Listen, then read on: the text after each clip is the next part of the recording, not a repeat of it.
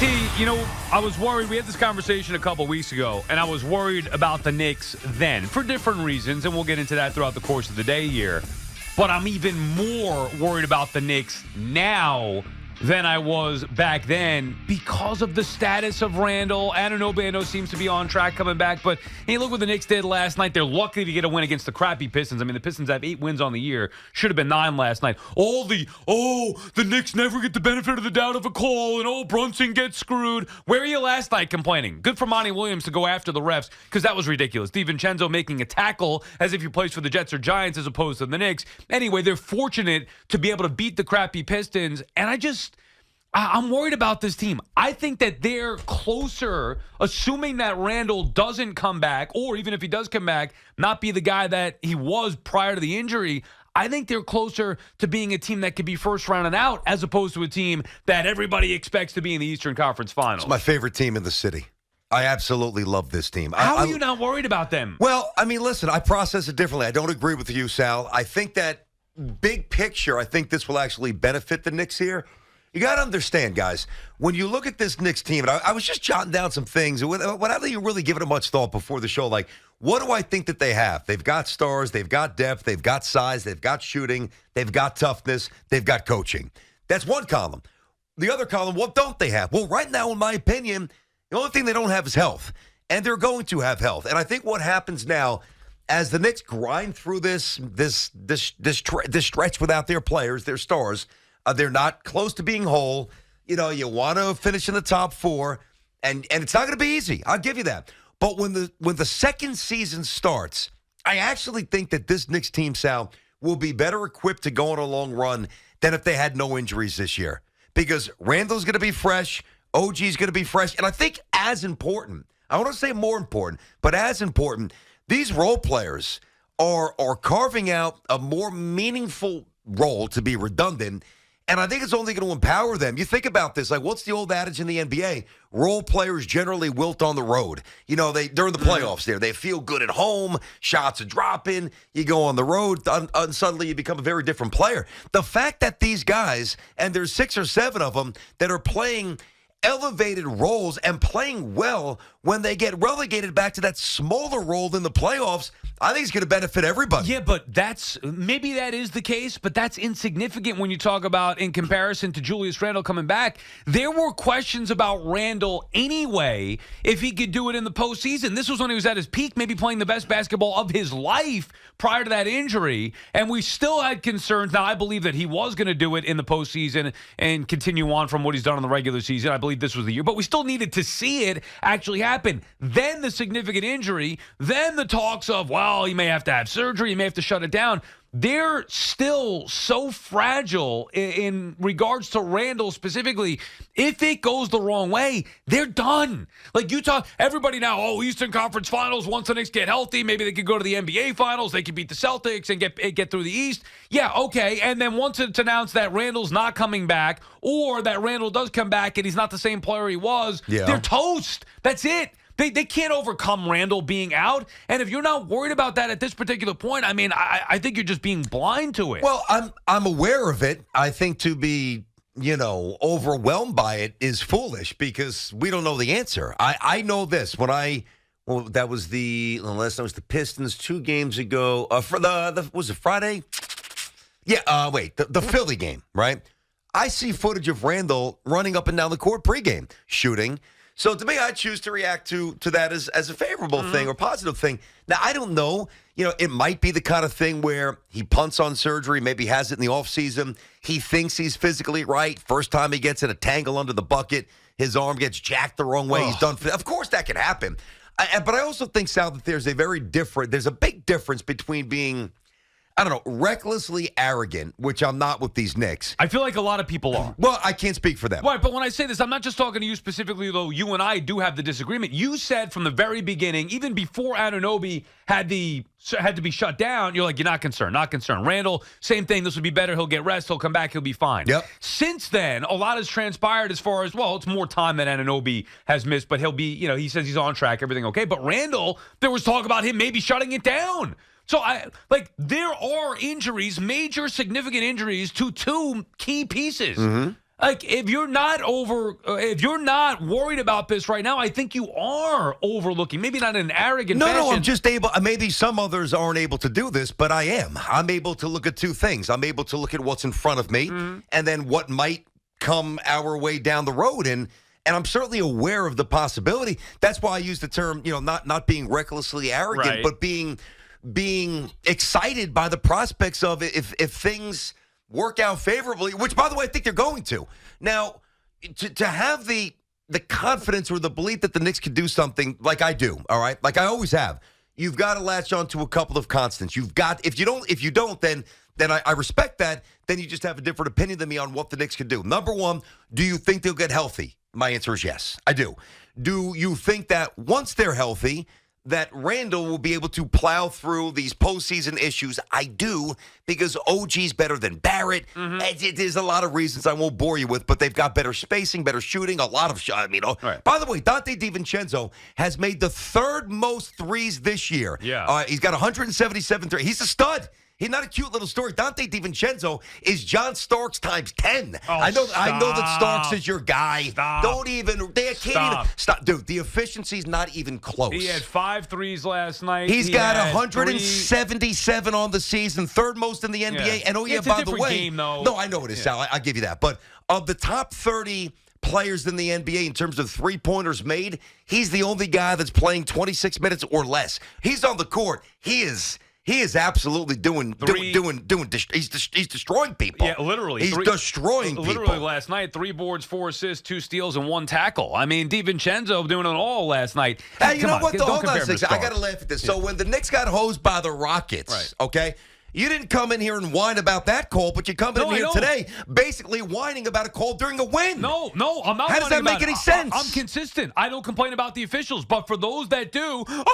Brunson he got shafted by the officials. The officials are out to get the Knicks. Well, what about last night? So for all those people who are loud and bitching about the referees every single time the Knicks or Brunson gets screwed, which has happened quite a bit, then be consistent. Say the same thing last night. You know what? We should give that one back. Because that was not a win that the Knicks should have. They should have lost the game. It was a horrible call, maybe the worst I've ever seen. But you can't tackle people in basketball. But you pointed it out twice. Yeah, well, I'm just saying. But you're saying and you it as didn't if say like it once. But because it's part. Listen, I watched the game. Right. It was a foul. And should the Knicks have won the game or lost it? It doesn't matter. They did. Should they have won the Rockets game? Yeah. Okay. Did they? No. But that's what it is. I know that's listen. That's sports. I get then we got bad calls. exactly, gotta be whatever. consistent. I love this team. I like this team more than Sal. I believe in this team. I know you're a fan. No. When I say like, I mean meaning I believe in their ability to win. I believe that. Let me cut it short for anybody who doesn't understand. All right, here's the Cliff Notes version. The Knicks could go into any arena against any team and win. You can process that however you want. You can process that. I'm telling you what I think. The Knicks are good.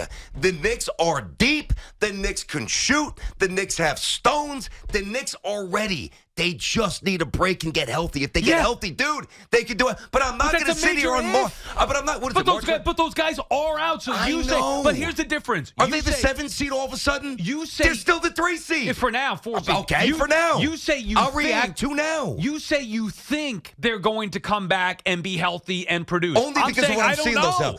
Yeah, but only because of what I'm seeing. Know? Well, but only because of what I'm seeing. Mitchell Robinson's now on the bench, which means he's obviously cleared. If it goes sideways, let's say Anunoby's on track, he comes back fine. Mitch Robinson, same thing. Randle goes sideways. OG's definitely coming back. Okay, Don't even worry about it. That's a given. Let's say Randle goes sideways. He's not the same player. He can't come back. He has to shut it down. Okay. Then what? Are you still bullish on the Knicks being a team that can beat anybody any given night? Who are they playing in the series? Like, who are they playing? Anybody. Same thing. I mean, listen, do I think that they would beat the Celtics without Julius Randle? No, I don't. Okay, but that's my point. So now, and I agree with you. But I think they're getting out of the first round. I'm worried about this. I'm a little nervous, but the optimism, not delusion, because it's the assets. Line it up like this. Eddie, think about this. You guys are buying a home. All the decisions that you make, the real life, should I propose? How much should I spend on the wedding ring? What could I afford for the car? What's the mortgage? Can I do this? When you make big decisions, I do this, right? I do a checklist, and I like to weigh and measure what I have. And on one side, I see 9 or 10 things that are incredibly favorable to the Knicks to go far. I'm talking into June. The other column, granted, Sal, it's a big one. Whoa. I got it. But if, like, Randle was done, if he got operated on 2 That's weeks it. ago. It's over. Well, then, yeah, but that's different. But he's not. Instead, he's running up and down the court. He's working out. He's moving toward a return. The two big He's gonna cons. be back. The two big cons. And I'll give you, I like this team. I will say, when they first got Anunoby, they were playing as well as anybody in the league. So nobody would dispute what the Knicks could do. At that time, we were talking about you can't put a ceiling on this Knicks team. Then the injuries started to happen. Then the trade deadline comes and goes. So now you're coupling, and even if you want to give him the benefit of the doubt at the trade deadline, fine. I mean, Burks, whatever, he's irrelevant. Bogdanovich, fine, whatever's a bench player. But let's assume Anunoby could come back, and it's not a big assumption, but still an assumption because he is out. Right now, factually speaking, he is out. Randle, to me, is the entire key. And there are two major question marks. And you're listening to a big Randle fan. You know that. I know you are. Two major question marks. One, first and foremost, health. How significant of an injury is this? Can he come back? When will he come back? And then, if he does come back, what type of player is he going to be? And then the second layer to that is, okay, now you got him back. He's back to being the best player that he's been in his career. Can he do it in the postseason? Those are major concerns that I have before I could just sit here and say, oh, the Knicks are going to be in the Eastern Conference Finals. Oh, the Knicks could go to the NBA Finals. I can't say that right now with things as they are right now. I understand that. I'm just, what I can't do is I can't say that they can't. And, listen, I would add, if I was going to gravitate to your side, which I'm not, I don't believe that now. It could change. Right now, I don't. I would throw a third one in there. Will they be able to gain the necessary chemistry once all these moving pieces return, which I believe all three will be back? Randle, obviously Mitch Robinson, and OG. And if Jalen Brunson, knocking on wood, was out, that's different. He's the facilitator. they're running him into the ground. He's playing I know. 40 minutes. I mean, and now I'm not a minutes police guy, and I love him. Yeah. But without the others there, more wear and tear on Brunson. I get that. But, at least there will be, I think imagine if Brunson was out, let's say it was Randle and Brunson, or Brunson and OG for this extended amount of time, right?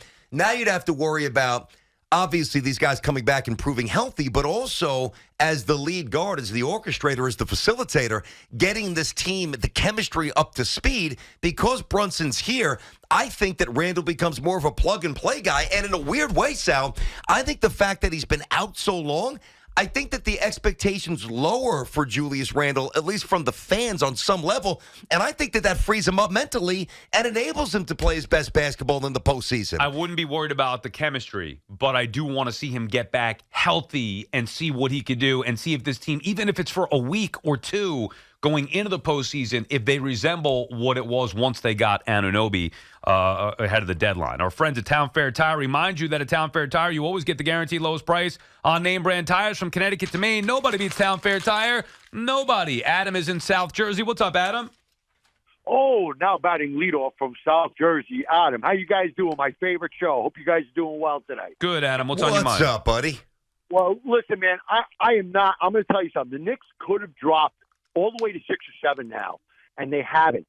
They lost Mitch very beginning of the year. Most teams would have had problems after that. They were resolute. They survived it. Now they lose Randle. Now they lose OG.